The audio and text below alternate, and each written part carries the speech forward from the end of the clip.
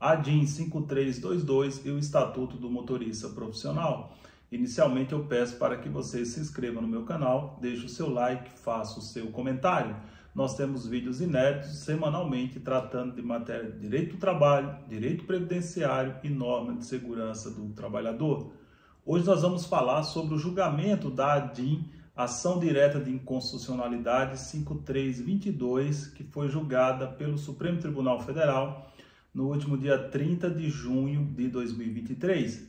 Essa DIN, ela ataca a Lei 13.103 de 2015, que é conhecida como Estatuto do Motorista Profissional.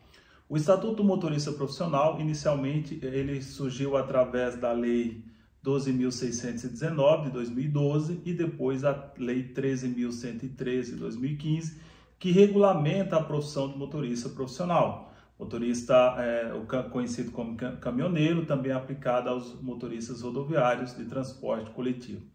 Então, em linhas gerais, o Estatuto do Motorista ele é regulamentado por essas duas leis. E tinha uma ação pendente de julgamento perante o Supremo Tribunal Federal, que é a Ação Direta de Inconstitucionalidade 5322, que ataca diversos artigos da Lei 13.103.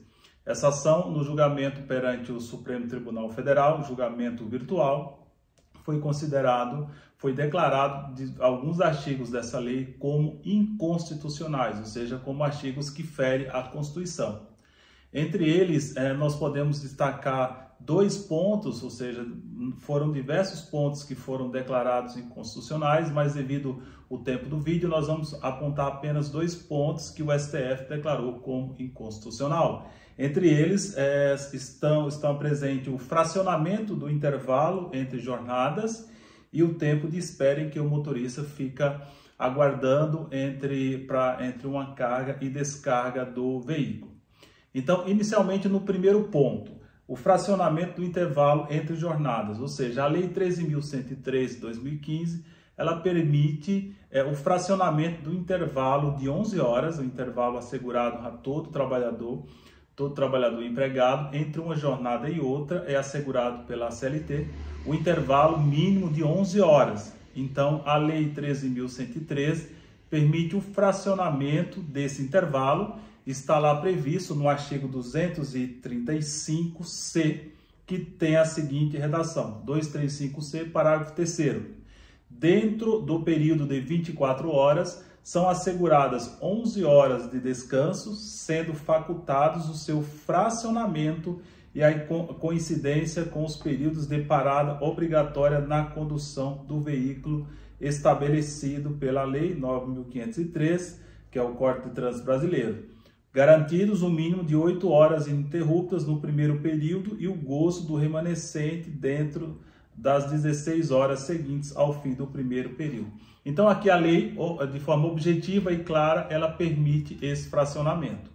Então, no julgamento perante o Supremo Tribunal Federal, foi declarado inconstitucional. Então, esse fracionamento não é possível. Então, deve-se respeitar o intervalo mínimo de 11 horas entre uma jornada e outra.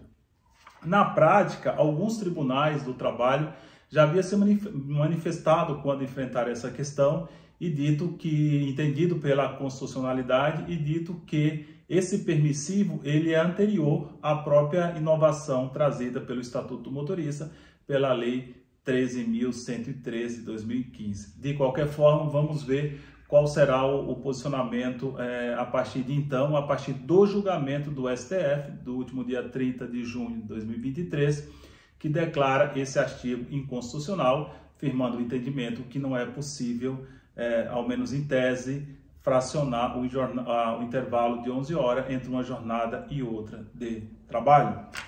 Um outro ponto que eu gostaria de destacar aqui rapidamente é o tempo de espera em que o motorista profissional fica esperando entre uma carga e outra, ou seja, entre a carga e descarga do veículo. O que diz a lei, né? A Lei 13.103, lá no artigo 235C, parágrafo 8º. Nos termos do artigo 235, parágrafo 8º da CLT, são considerados tempo de espera as horas em que o motorista profissional empregado ficar aguardando carga ou descarga do veículo nas dependências do embarcador ou do destinatário. e o período gasto com a fiscalização da mercadoria transportada em barreiras fiscais ou alfandegárias, não sendo computados como jornada de trabalho e nem como horas extraordinárias. Então, a lei era muito clara aqui, ao meu ver, ela deixa muito claro que esse período que o empregado, que o trabalhador ficava à disposição nesse intervalo, isso não é considerado como hora de trabalho, ou seja, não compõe a jornada de trabalho. O STF entendeu que é inconstitucional. Então, ao declarar a inconstitucionalidade, o entendimento que se fica com a decisão do STF é que essas horas, que esse tempo despendido em que o empregado, em que o trabalhador fica à disposição do empregador, fica esperando por essa carga e descarga, é tempo que ele fica à disposição do empregador. Portanto, integrará sim a jornada de trabalho, porque ele fica literalmente à disposição do empregador. Outros aspectos da decisão do STF também foram declarados inconstitucionais, mas nós abordaremos no próximo vídeo. Se inscreva no meu canal, deixe o seu like, até o próximo vídeo.